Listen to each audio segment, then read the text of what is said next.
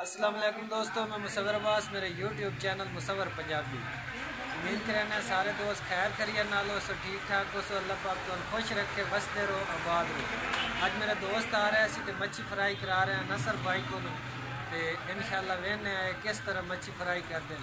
کیوں بھائی جان؟ جی انشاءاللہ بھائی جان بڑی اچھی مچھی فرائی کر دے ساں، بڑی زبردست بہت اچھی مچھی بنا کے ٹاپ کلاس دی دے ساں۔ انشاءاللہ تیرے جڑے مہمان ہیں تعریف کر دے جاسن تے بڑی مزے دی مچھی بنا۔ چلو دیکھنے ہیں بھائی جان کس طرح تسی مچھی بنان دے ہو۔ مچھی جناب خالی آرڈر تسی دینا ہے، مچھی ٹاپ کلاس دی نہ ہوئے تو پھر گل کرنا ہے، انشاءاللہ تعریف کر سے۔ ٹھیک ہے۔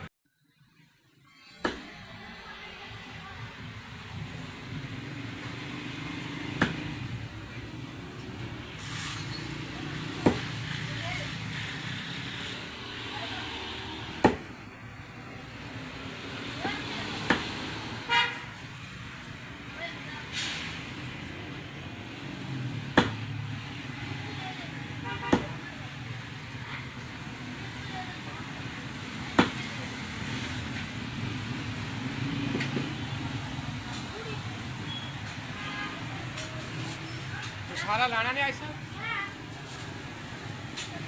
ایسا مچھی لئی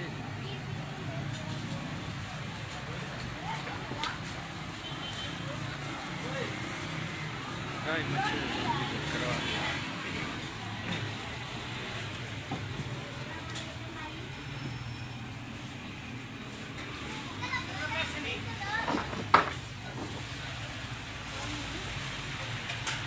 بارہ سو پنجا